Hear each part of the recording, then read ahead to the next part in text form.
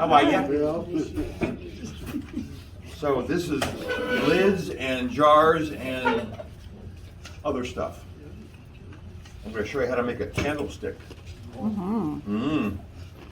Okay, so you can divide lids into different categories, and it's pretty basic. I was looking online, and there's probably around, I don't know, 20, 25 different kinds of lids. A lot of them are just a variation on a theme, but you know, in that range someplace. Most people, I can think of maybe a half a dozen that I see on a semi-regular basis. So I'm going to cover sort of the basics tonight. I do have a preference for a particular type of lid that I enjoy making. Well, here, can you hand me that? You guys could pass this around if you want to. But this yeah, no, there you go, perfect. Thank you very much. I enjoy making jars like this. This is called the flange lid, and I'll get into this, but I'm just showing you an example. And this is, anyway, if you want to look at it, pass it around. One of the things that I'm going to show you how to do tonight that's really cool that not too many people know, I just stumbled on it, is if you go like this, it's really smooth. It's like glass. And there's a way that if you have any jars at home that's a little rough, I'm going to show you how to make them perfect. I mean, it's really simple. So anyway, that's the kind of jar that I prefer. Yeah, pass it around. You can't hurt it. Well, drop it. Smash. So anyway, let's talk about categories of plates. Excuse me, plates. Wrong demo. Of jars.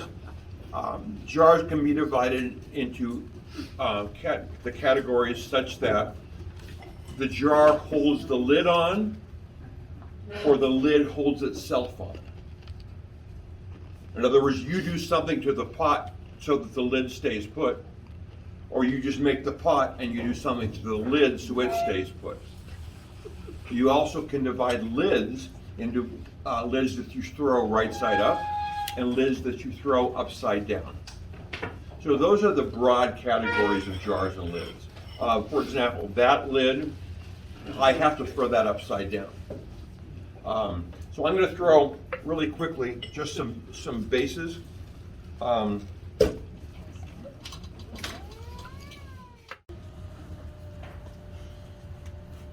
Like that. So you just pushed it down. Yeah, just push it down halfway. I mean, it's off center, but you get the idea. So the lid's just going to be whatever I want it to be, and this ledge is going to hold it in place. Chuck? Okay, I'm sorry it's a mess, but it'll work for now.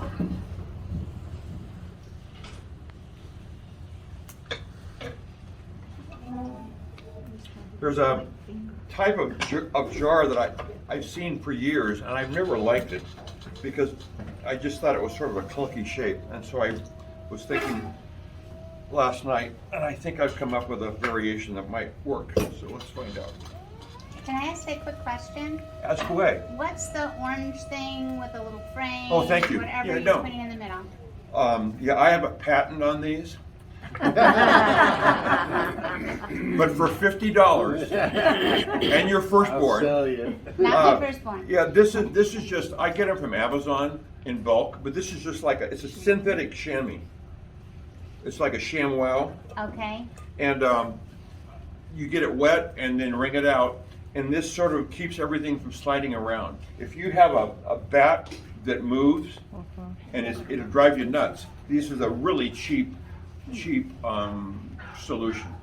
And then what's the frame and Yeah, whatever's this in is the something that I did purchase from some company in the Midwest, and it's just so I can keep lifting off the squares. I don't have to slide it off. I don't have to pick it off. It's just a matter of convenience. middle? Okay. Did I answer the question? Yes. Sort of. Sort of. Okay. Yeah. Well, we can talk about it after. Yeah, I the can demo. live Okay, with sort of that's right fine. You can now. order Okay, it. I've never done this before, so it's going to be interesting. You always say that. You know, the trouble is, I'm not lying. And then he does it.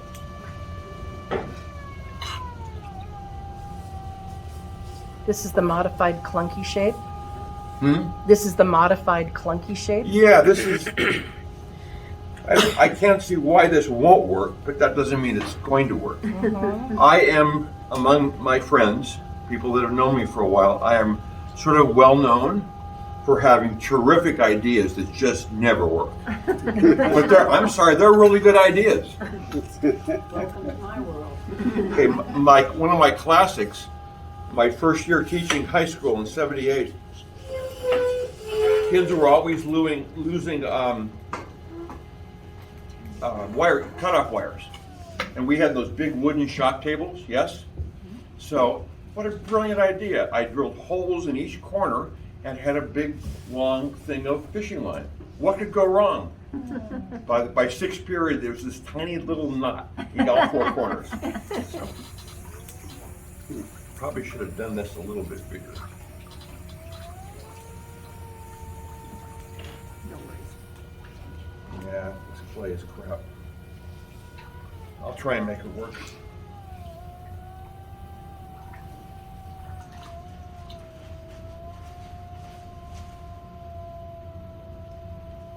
Something like that. I'm trying to not use, well, I'm trying to sort of save clay if I can. Yeah. I only have this because I forgot my needle tool. You can borrow a needle. I know. We probably have one of those. And if I need one, I'll scream.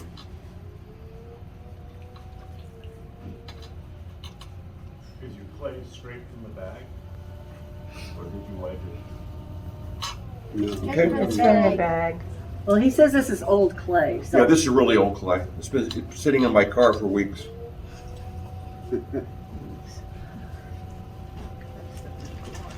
Okay, one more.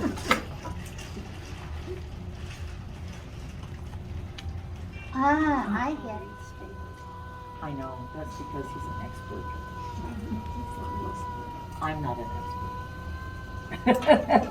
It takes me many more tries.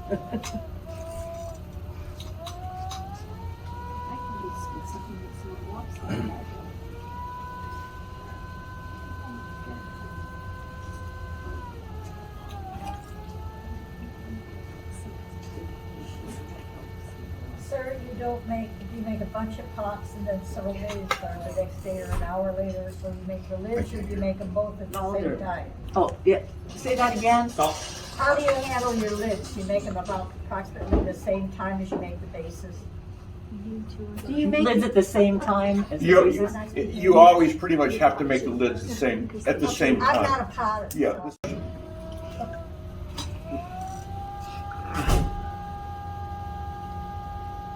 When I was teaching high school, whenever I did demos, I always used the worst clay around, just so I didn't have to waste any of my student stuff. I've been retired for 13 years and I miss it every day. I do. I miss the kids. What age kids were they? What age were the kids? I taught high school. High school? Actually, I taught grades 1, 2, 3, 4, 6, 7, 8, 9, 10, 11, 12, and adults. Which means I probably wasn't any good at any of that. They just kept moving me around.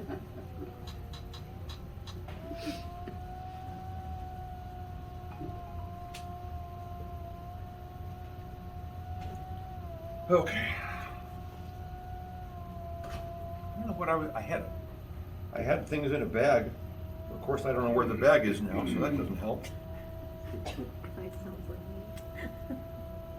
My bag's on my couch. Okay, let's see if I can do this.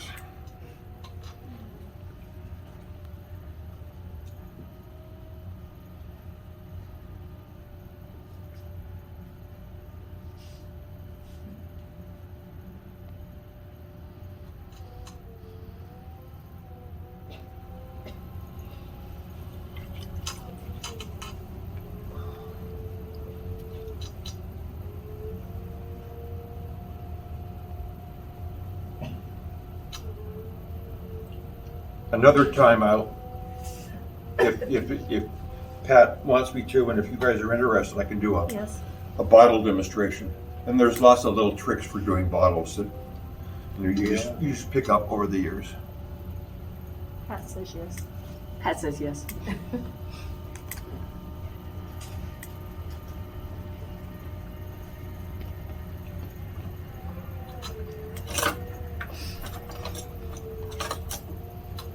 you don't shape with a credit card, I suggested this or a rib, and this is a lot safer than a metal rib. But it's it's really easy to do, and you can make things thinner and wider because it doesn't require any water. You're not weakening the clay. In fact, you're strengthening the clay.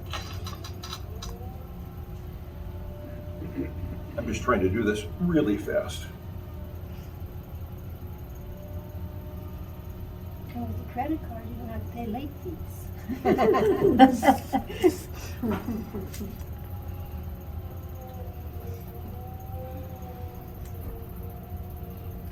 While he's doing that, do you guys want, No, this is not what I wanted, but this is a demo. Okay, 1, 2, 3, 4.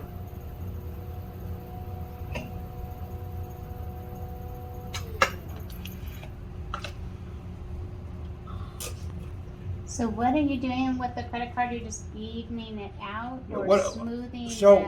when I throw to keep stuff, once I pull my cylinder, I do all my shaping with a credit card. Because again, no water, so the clay doesn't get weak. And by using a credit card, what I'm doing, my fingers are on the inside, I'm compacting that clay, and I'm actually making it stronger. So I can blow it out more, I can make it thinner with a credit card as opposed to my fingers. Now for a small piece, it doesn't make any difference. But if I'm throwing, 3, 5, 6, 10 pounds, if I'm doing one of these, yeah, this is really helpful. A lot of potters, they don't use credit cards, they use a metal rib, and I just have cut myself too often. Maybe I'm just clumsy, I don't know. But anyway, okay, we've got bottoms. Not pretty, but now we're going to do lids. Let's do the easiest type of lid first.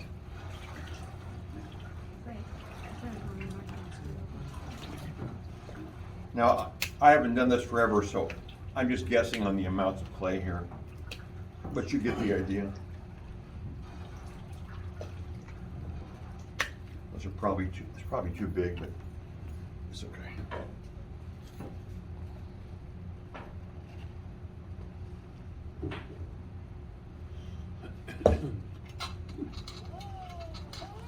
One of the things about throwing small, it's hard. It's a challenge if you haven't ever experienced that, because I can't do this. So, and I know I've told you this, but there's a micro wheel, yes, where if you don't know, so this part of the wheel is that big, and the wheel head is the size of maybe a little bit bigger than a quarter, and they use it to throw dollhouse furniture. They never touch the clay with their hands. It's pretty cool. I mean, a teapot for $250, and it works. I mean, think about that. That's pretty cool. So this is the first type of lid that most people learn, and it's going to fit this guy. Well, I'm sorry, I need a set of calipers. Yeah, I gave you. Did you It's give on them to me? in the front there. I got him, thanks.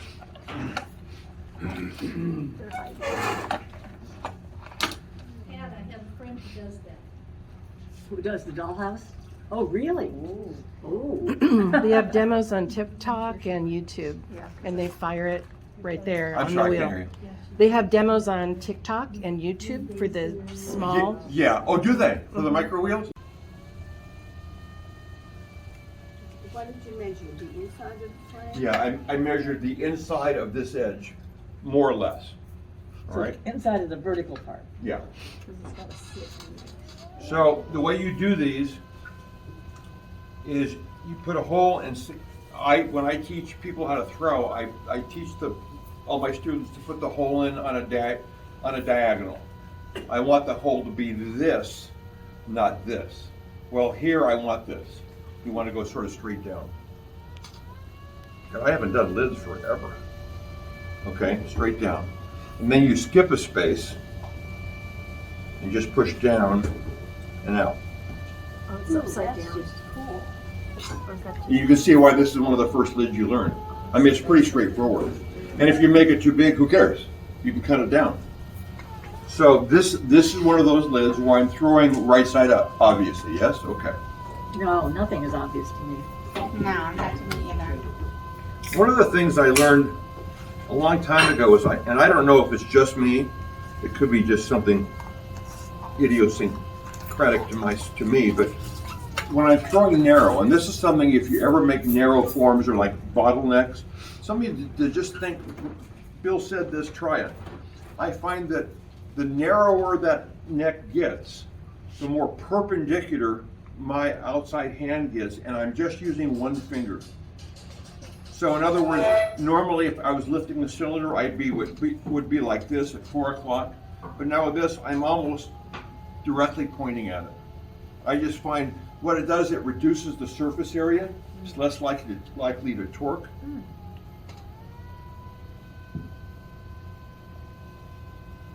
Knobs are fun to play with. I brought a bunch of knobs just to show you. That sounds interesting. Now you can close the knob off if you want to, and if you do that, just don't forget it's not a big deal for something this small. But if you're going to make a hollow knob, then when you're all done trimming and everything, then you want to poke a hole from underneath so that the air can escape. It's not a big deal, but just to be safe. Yeah, I'll do it for you.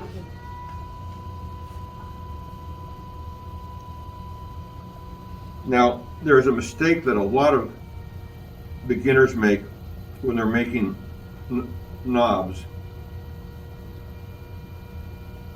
Okay, now that I've enclosed that, now the air's trapped.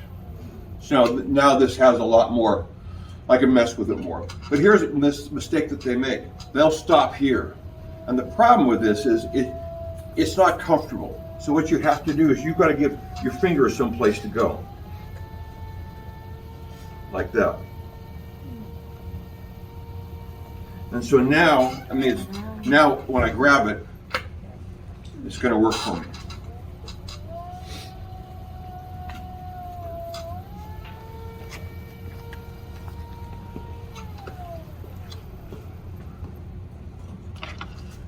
That's not it.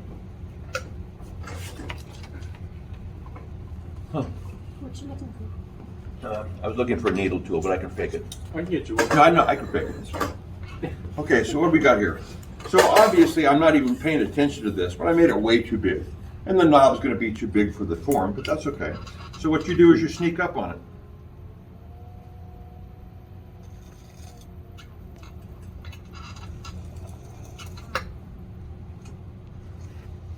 Well, then the nice thing about this particular shape is you can sneak up on it. In other words, you don't have to, oh my God, is it going to be perfect? Because I can, a little at a time, that's too big, I know that. Let's take a little bit more off.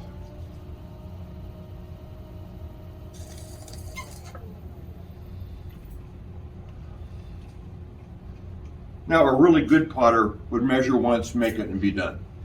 But So what are you saying, Bill?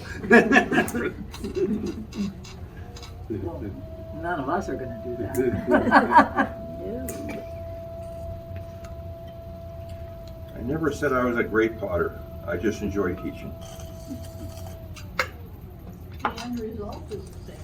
I can. End result is the same, is what she said. I told Pat I'd do this for free. Which is a good thing. You guys are asleep tonight. Come on, man. Get with the program. Jeez. Now you got smiles. Everybody was smiling. Let's see how that is. Yeah, come on, Bill. I'm sorry. I can talk or I can throw. Apparently, I can't do both very well. A lot of times people will purposely make it oversized and then when it's leather hard, trim Yeah. trim it to fit. Absolutely right. You can do that too. When it's leather hard, sometimes I'm just doing this for demonstration purposes. But yeah, it's easier.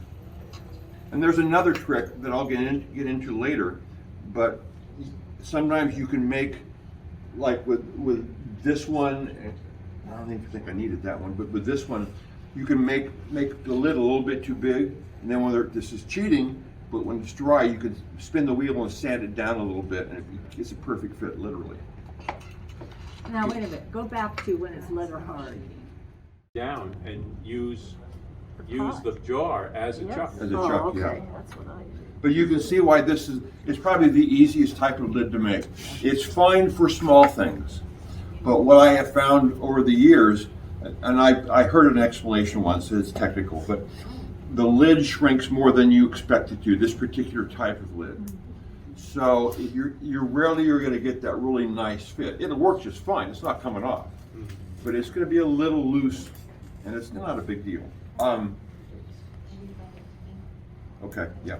So then what you're saying is go for a snug fit because it's going to shrink. Yeah, it's got to be pretty snug. Yeah. And thank you. The other thing is you don't want to make these any bigger than maybe about that, because what happens as this gets big, because that's a flat surface, and because of how soft the clay is getting in the kiln, it's gonna come down a little bit.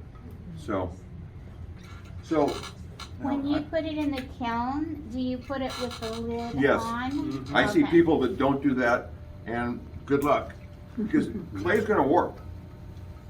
Yeah, I mean, I bisque fire them with the lids in, and I glaze fire them with the lids in. When you're drying it, do you keep the lid on there or do you keep it separate? You know, that's a really good question, and now, no, I don't. I'm not really worried about that, because as he suggested, oftentimes, now they're leather hard and I'm trimming, I'm gonna do some adjusting. So whether I'm not gonna put them there, no. But if they're drying together, they're not gonna end up sticking No, together? no, Okay. never. Never. I dry Okay, mine. oh, maybe I could do that. You don't put a piece of paper in there or anything? Hmm? Oh, no. The only thing that keeps clay sticking is water, once the water's gone. I mean, I could bisque fire those and they're never gonna stick together.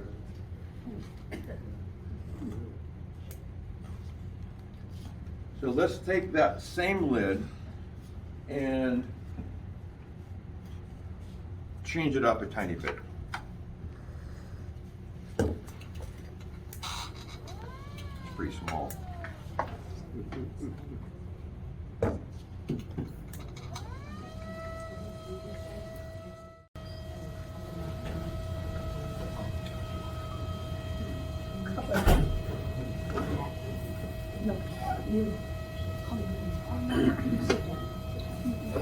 This is going to be a big lid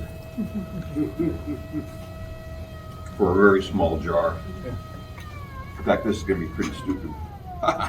Okay. Oh well.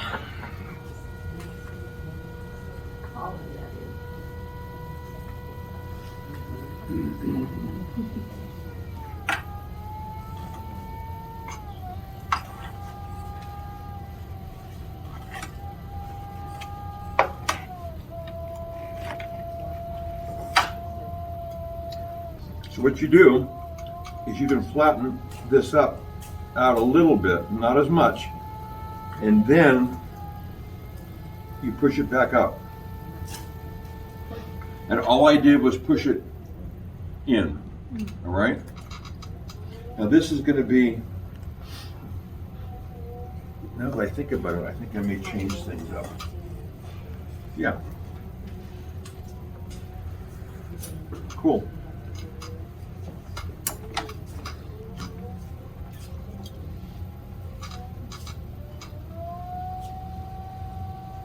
So I changed my my mind because it was just too much clay. So I'm going to make a lid to fit that. So this is just a regular S-curve pot. So it goes out, comes in, comes back out. Check? All right. So I'm going to make the lid, so the lid, instead of coming straight up, it's going to go out to try and match this curve. And the thing about this particular type of lid, if it's close, it's going to work just fine. So I need to measure that to that. Yep, that'll work. This is the one I've never done before. But I don't see why it won't work. So basically, at this point, you have a little sombrero. Yeah, sombrero with a curvy brim. Okay, so this should measure that. Yeah.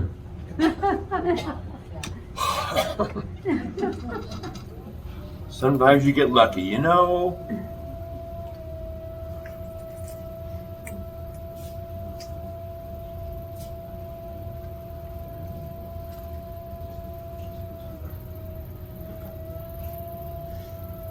I've said this many times in my demos, but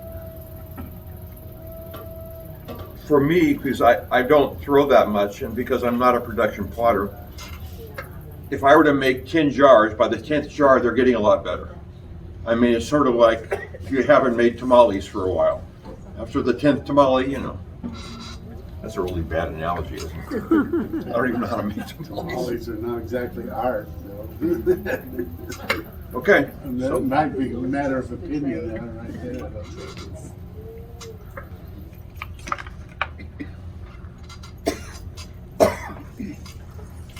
But this was obviously not a difficult lid to make. Now, this is an easy shape to make. S-curves are sort of as basic as they get. And this, you just have to pull it up and just have it bend a little bit. Let's see how we did here.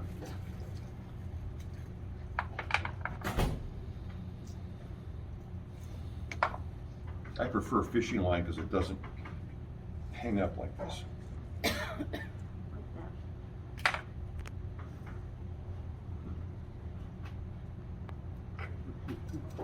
Can you hold it up so we can see?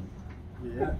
See how, and it's a pretty nice fit. And the thing about this, if it's a little loose, it's going to be just fine. This was never meant to be a tight fit. Chuck? Okay, any questions? Anybody? Okay. Does that have an inner flange or inner rib? That- No, there's no inner flange. I apologize for my hearing, but with masks on, I don't have a shot at all. Okay, let's try the baby one here. So now we're going back to this guy. Spanish class with the, face-to-face. Oh. No.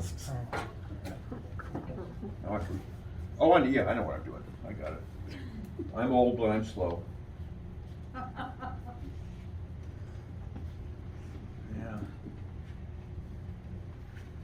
Try that. It's fine. You said you're gonna throw one off the hump? Were you gonna throw one off the hump? I'm going, yeah, that was the plan, whether I get to it tonight, but I wanted to do that. Just to show you, yeah, just to show you. So Bill, which one do you find easier to make? A singular or off the hump? Or it depends on the It really shape? depends, you know, it depends on what I'm making. If I'm making I prefer flange lids, period. I just like the way they look, I like the way they feel, I like to make them, so that's pretty much all I do. For a small flange lid, I've got a bunch to show you, always off the hump, always. But like a jar like that, and I made a series of bigger jars like that, I would make them on a bat. Just because, yeah, just because, and I've got a really cool trick for throwing up humps I'll show you guys tonight. Okay, so I did that.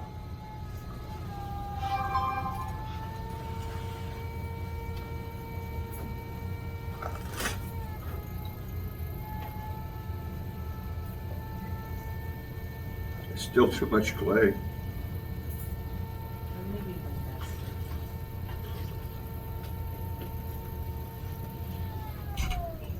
So when you're making jars of whatever kind, always sort of check with a caliper, even though I'm not even close to the finished dimensions yet, because you can be paying attention to the throwing and you realize, like even now, I'm way too big. But if I didn't catch it now, it'd be harder to deal with later on.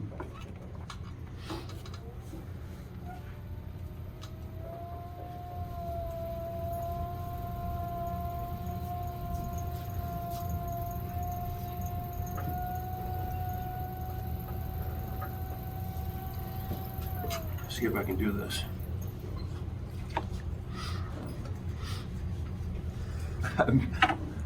Getting old is so much fun. I'm so used to having a mirror here so I can see my tools.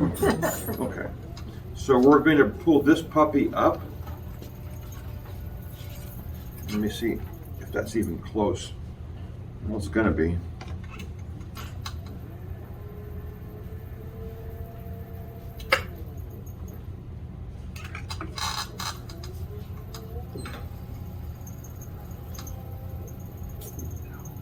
Getting a cramp. I don't know if I can even this. I probably The reason I didn't throw this off the hump is because most people are not gonna do it off the hump, and I wanted to at least, show them how I would do it, on a bat. Come on, baby. Not even close, crap. Well, But we are seeing how you made it. You'll get it. there you go.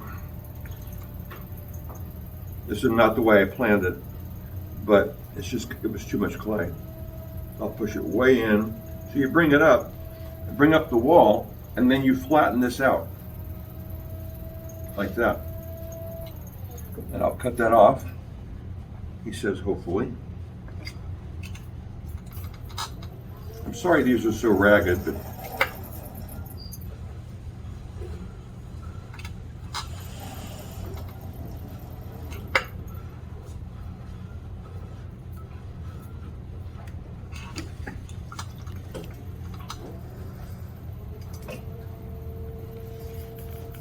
now you can, for teapots, usually flange lids are preferred, but for most teapots, but this is another kind of teapot lid.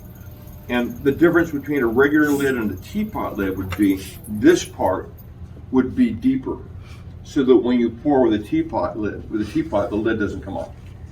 All right, I'm just guessing that that's going to be enough, so we'll see. But you get the idea.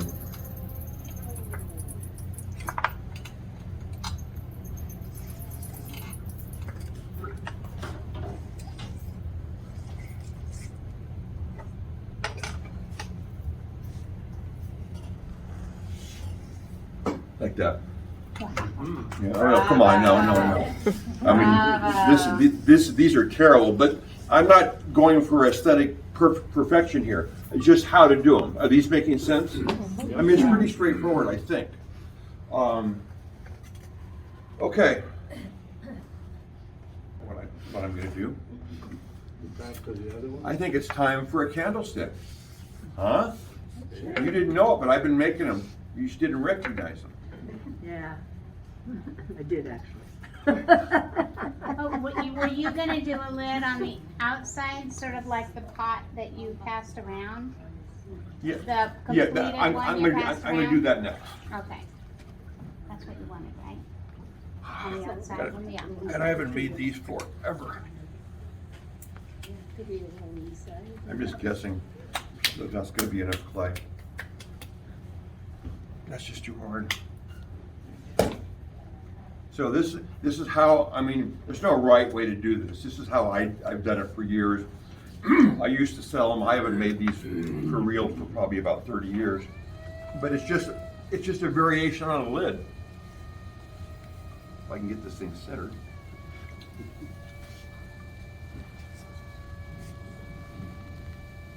Yeah, I was thinking about this, that this would be a fun thing to show you tonight, because it doesn't really fall into a category.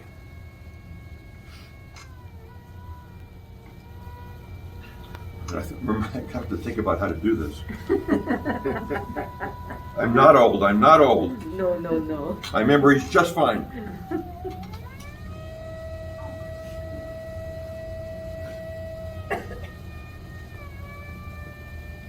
Plenty of clay. Show you what I know.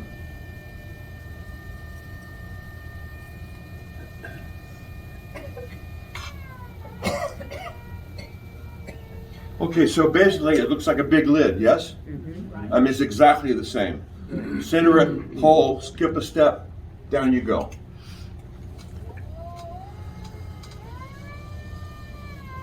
This is where a mirror is helpful.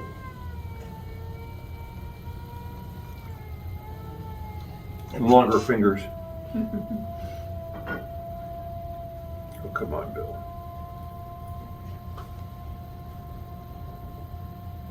So all I'm doing now is I'm elongating the knob, yes?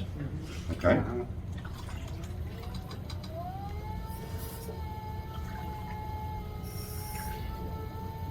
And there's no rules. It can be as big as you want. I tell you, if you're a beginning or intermediate thrower, do a small version of it. It's really good practice, and it's sort of fun, and it's sort of non-threatening. Because if it doesn't work, Put a candle in it. It's great. It'll always work. I mean, does the candle care? No.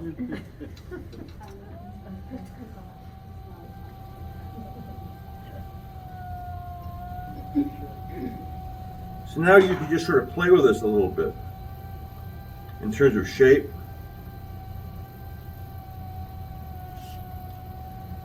The one thing, yeah, well, the way I always made mine, and I didn't think, I can talk or I can throw. Apparently I can't do both very well. But you always want the top of the candlestick to go like this, so that pretty much any size candle is going to fit in there. I don't ever measure anything. I go from, they always fit. When in doubt, drip some wax in it, stick it in. It's not going anyplace.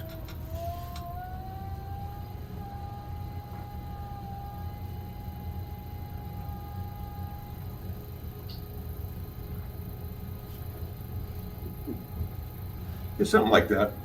That's too big, but I can bring that in. You get the idea. So to finish it, now if you want to have it look a little more delicate, you can bring in it at the base like this. I see the wobble. Candlestick doesn't care. Okay, so what I do is I bring this up like I was making this lid, right? Nothing's changed so far. And now you can stop there. You can do whatever you want. I don't know why I did it like this, but I did mine like this.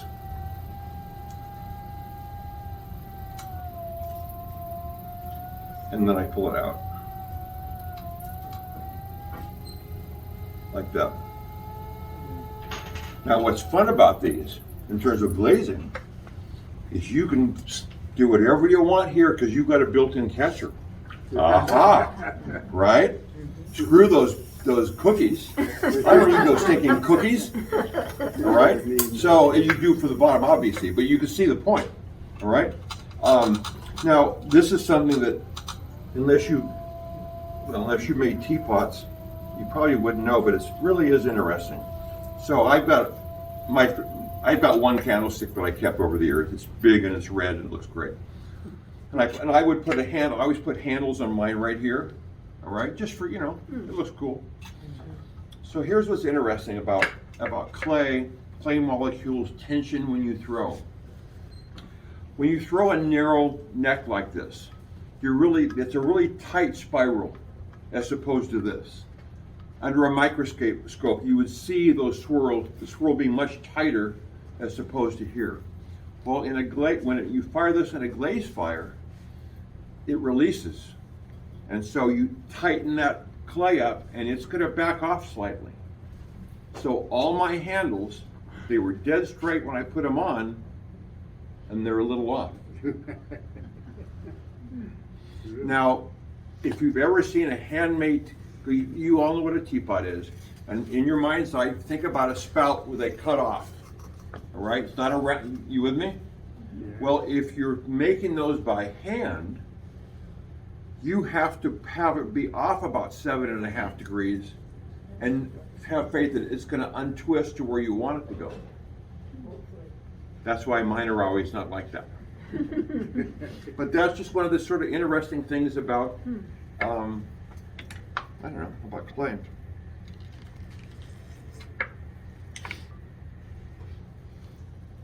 Okay, so before I throw off the hump a little bit, a couple things I can show you and tell you.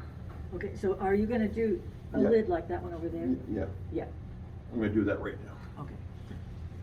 I'm sorry, you're my go. Can you hand me that box? Thank you, dear.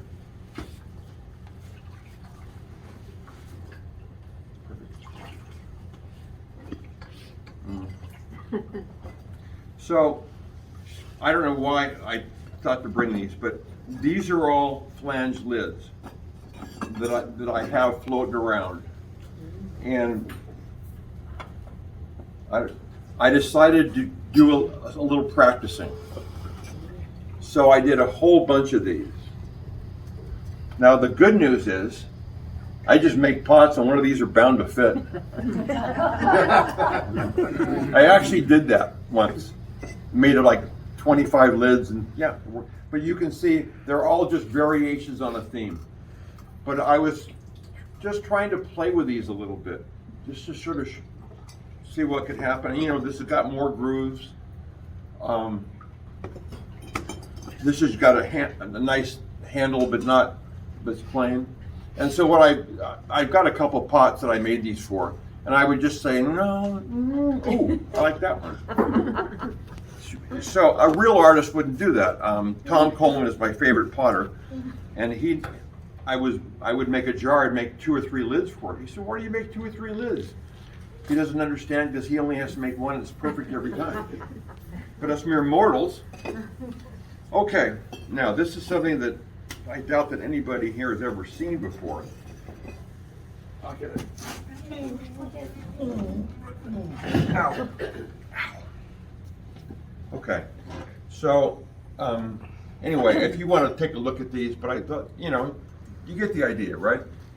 All right, so what do you do if you want to make where the lid seats on the jar nice? I mean, you can see, if you felt this, it's pretty smooth. I got this from a wonderful potter named John Tilton. He works out of Florida.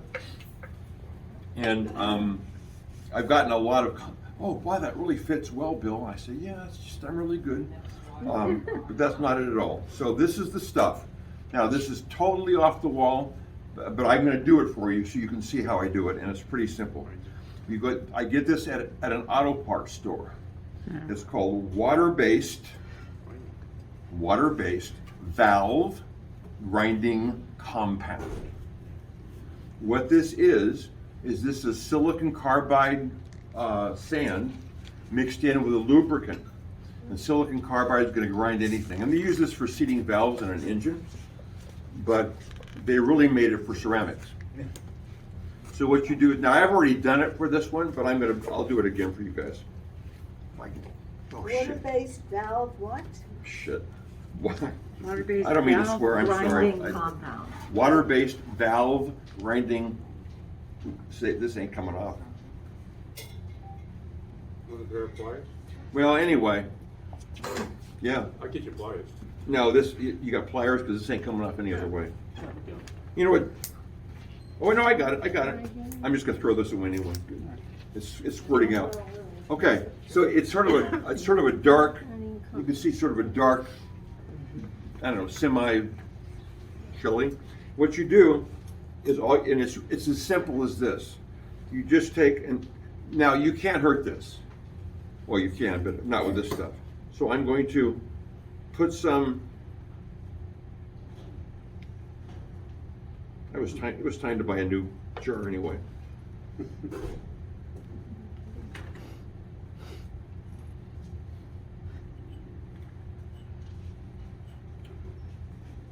I could put a little bit more of that, but just put some on that ledge. And then all you do is this. Now you hear the roughness? Mm-hmm. Hear the pitch change?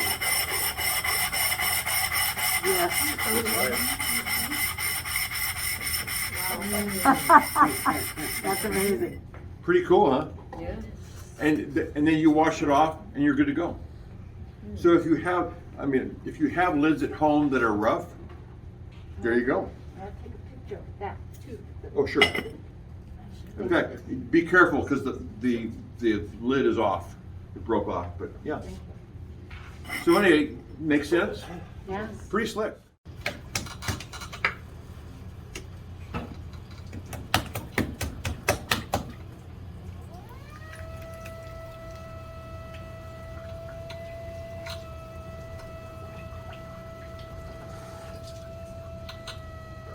All that clay's for one lid? No. You'll see. Oh. I got you covered. Any questions? You know what's going to happen? You're going to get home and say, "Damn, I meant to ask him." If you want to take any of those, I don't care. I mean, I brought them for you guys to see. I probably will never use them.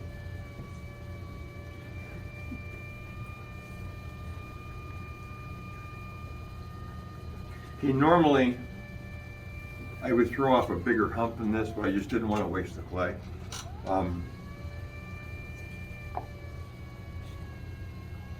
If you've never thrown off the hump before, it's sort of intimidating. It's really not that hard. The hardest thing is just getting this centered. Once you get the hang of that, it's just like making a pot. That's what you were talking about when you say throw off the hump. Yeah, That's the hump. that's the hump. Yeah. I think the hardest thing. I see a light bulb above your head. I kept hoping I'd figure it out at some point when, Now, when you got there. I mean, they'll take 50 pounds of clay. And the advantage of this is I don't have to keep grabbing pieces of clay or bats. I throw it, take it off, throw it, take it off. I mean, for production, okay. it's pretty cool.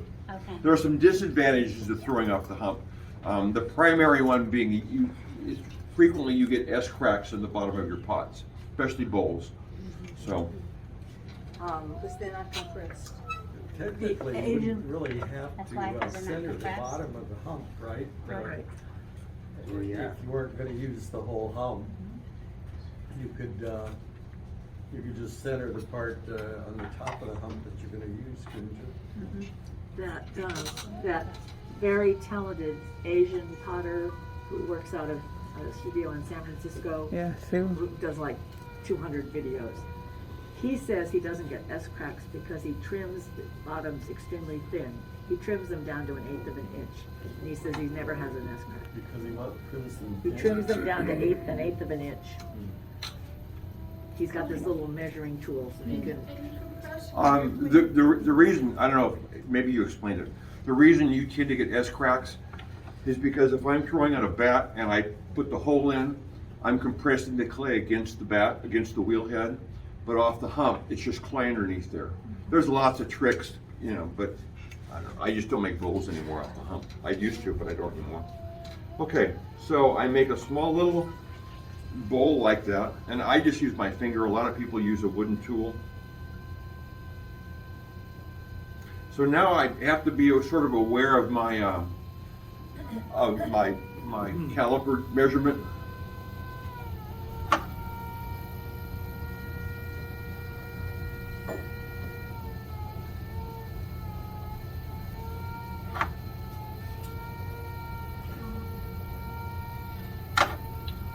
One of the things, and I see this occasionally, and it's just, you want the flange to angle in slightly.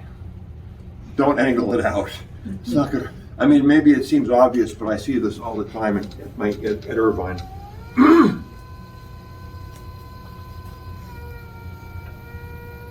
Again, this is a really small lid, but that's not a problem. A little bit more.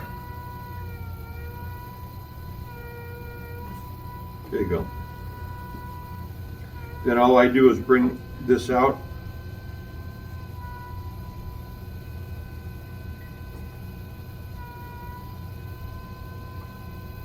And there's my lid.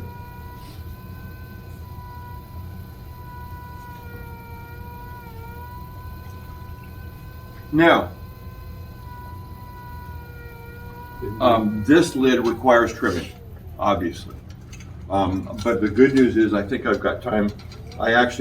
This morning I threw a couple lids, and I'm going to trim them and show you how to put a knob on it. So that should take care of pretty much everything. Okay, so the knob is a separate.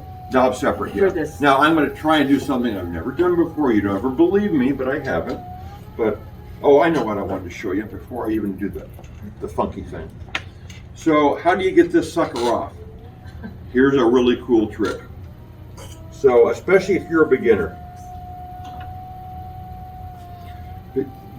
Like, oh my God, I'm going to take it off, I'm going to screw it up. Oh no. Okay, well, don't screw it up. Watch. So I'm just guessing, but you take a wooden tool and you go in, that's a safe distance. But then you go in again underneath that and watch. I remember when I learned this. It was in the summer of 1979. Don't ask me how I know. I don't know what I had for breakfast, but I remember 79. Okay, so what you do with your cutoff wire I'm gonna make the first cut where I normally would. And you make a second cut down below. And then instead of picking it up by the lid, you pick it up by the bottom one. Cool. And I invented this. Okay, and so what's gonna happen, you just take it off and let it dry like that, and then this just peels off and you trim it. Ah, you trim it after it gets leather hard. Yeah, yeah. Like I said, they're not gonna stick. Now, a good potter doesn't worry about that. They're just that good. Well, I worry about it.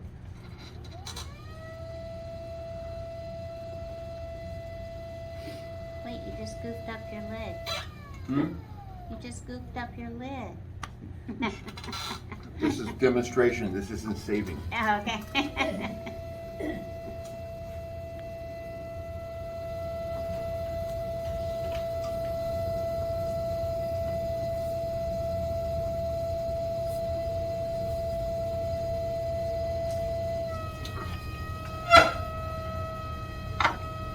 Do you fill your bowls like this? You don't, do you? You start them from, A bowl? yeah. I just throw, what I could, throw a bowl in.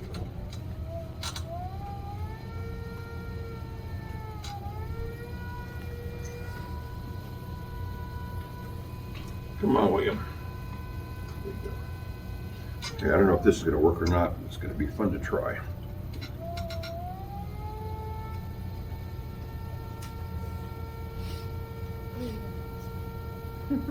It's like a spaceship taking off. Oh, yeah. Wow! Bravo! If I wasn't filming, I'd clap. Now, if you really want to learn how to do this stuff, I'm really serious now. Go on YouTube and watch somebody who's really, they're professionals at making this stuff. But the technique doesn't change, just how well they do it changes. They're going to do it the same way. Okay. Good. This is going well. So just so we're clear about this. Stupid me. Okay, but you can see, this was not made for this, by the way. But you can see how that's gonna. Wow, nice. Yeah. And I brought this specifically just to, I mean, I didn't make it for this. And this shape, the lid doesn't fit the shape. But you can see how that flange fits inside there. And then this part sort of hangs over and it really sort of fits it well. Yeah, it looks pretty too. Make sense? Okay. So you just throw the knob after? I'm going to show you. Oh, okay. This is going. Okay, I apologize that things are sort of messy, but I'm trying to do this as quickly as I can. So. No problem. Well, there you go. It's okay. Those chairs on the south as they look.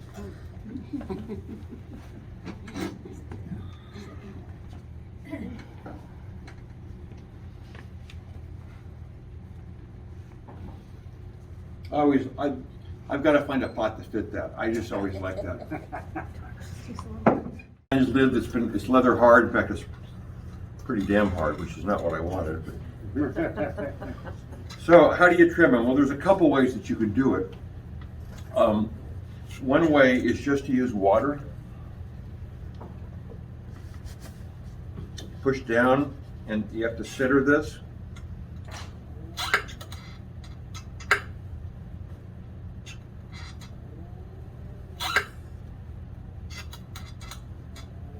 I'm going to sneak in here at night and oil that foot pedal.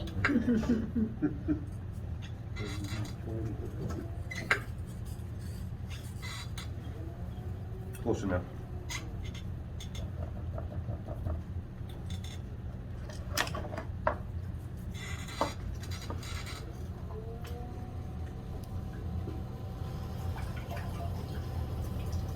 Now, you have to sort of be gentle with this, but I know that I'm not pushing sideways very hard. Most of my pressure is sort of at an angle and down. So this should stay on there.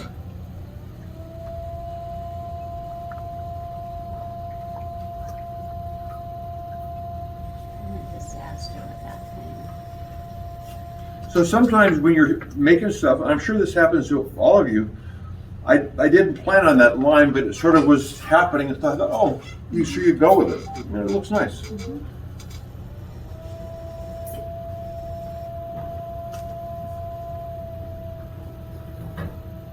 Okay, let's call that done.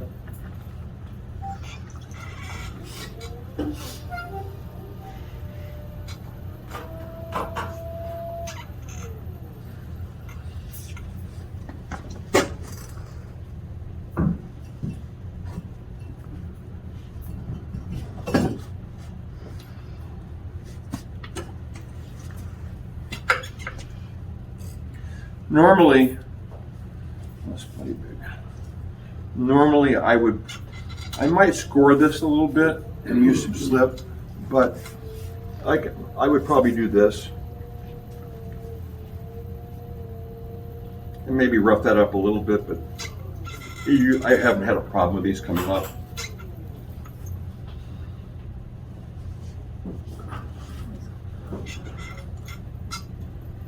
This is too much clay, but that's okay. Now, obviously, you have to be careful about not using too much water. I mean, if you drench this, this is going to dissolve. So you have to be a little cautious.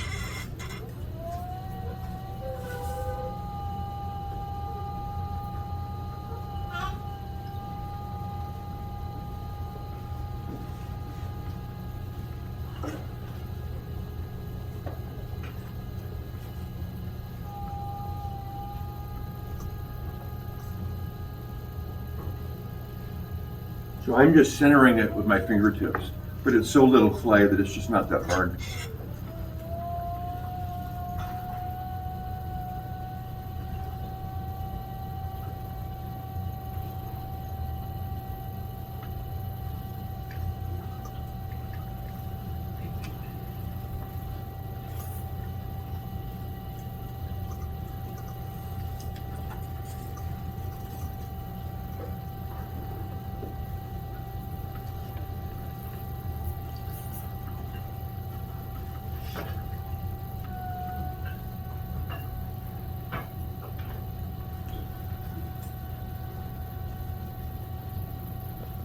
There you go. I mean, there's your knob. And I know this is going to be sort of, if you've never done this before, it's going to be a little intimidating. Don't worry about it. You're only talking about a square inch or cubic inch of clay. And let's say you mess it up. Oh no. Get rid of it, do another one. I mean, So now- Bill, I'm sorry to interrupt. No. So this shape that you have here, that was done, Yeah, that method. More. You just came in a little bit more and then. yeah. I would just, So yeah. you didn't trim, some of this was trimmed later on, or this is the final? You know what, that's a fair question, and knowing, I don't remember exactly, but knowing myself, I suspect that a lot of those lines I put in when I trimmed them. Yeah, because that looks. Yeah, it's just, it's, Exact. yeah, I'm not that good. With No. it- Yeah. Even with maybe a fingernail. you know? Yeah, but yeah, So you know what? you could let this come to leather hard and Yeah, then. yeah, there really is no point to doing it with your hands because I can do whatever I want with a trimming tool. Right. So his observation is spot on. I probably made sort of a generic knob shape, Yeah. and then when I trimmed it, when everything is leather hard, then I would go back. This line, I probably put a line here and then another line up here because it's leather hard. I've got a little bit more control. Yeah. All right, that makes sense. Yeah. Now to take these off, I'm sure there's another way to do this, but see, this stayed on just fine, didn't it? No muss, no fuss. And actually, this is a little dry, so it's going to be a little reluctant to come off. I did a series of porcelain cups years ago, and I don't think I lost one. I did 100. So I just take the thinnest thing I've got.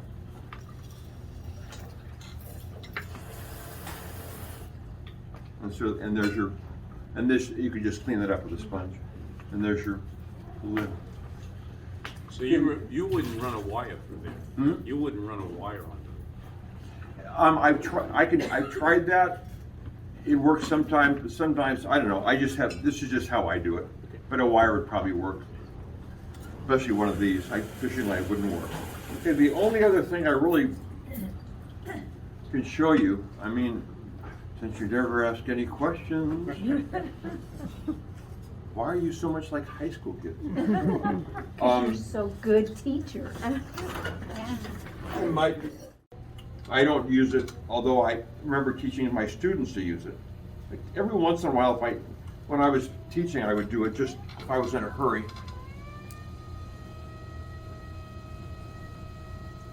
This is working out perfectly. This is the last thing I wanted to cover.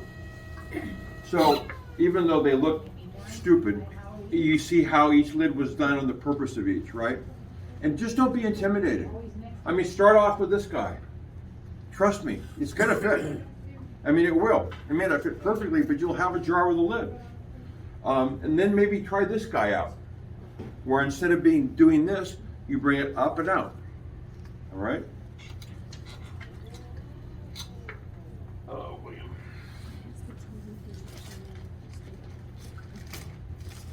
Now a lot of professional potters do a variation on this. And what they will do is they'll throw a chuck. Now a chuck can be one of these, a chuck can be a round. A lot of potters trim bowls. They'll make sort of this conical shape and the bowl fits on top of the cone. But what they do is they let this thing that they've thrown, the chuck, get leather hard, and then they keep it leather hard. They never fire it. So the clay sticks to it. It doesn't make any marks. It's a pretty slick way to do it. If you have no idea what I just said, I'll show you.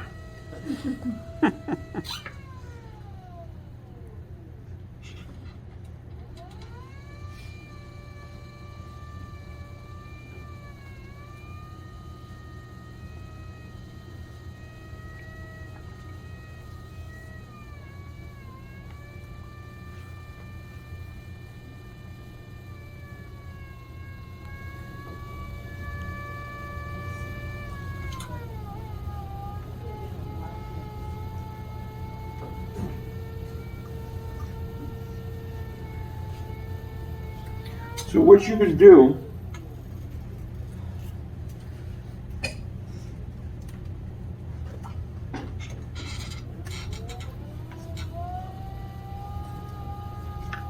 is make a cylinder, make an inverted cylinder, get all the water off, and if you can, not a blow dryer, but a heat gun, just gun this for 2 minutes. Just to sort of firm it up a little bit. And then what you can do, now another thing that was alluded to is, let's say for example that I made this pot and this was leather hard. If I was really good at this, I could attach this to the wheel just with water, and then I could set it in place and I could trim it right on the pot. Yeah, I'm just not good enough. So this becomes a chuck, and what you do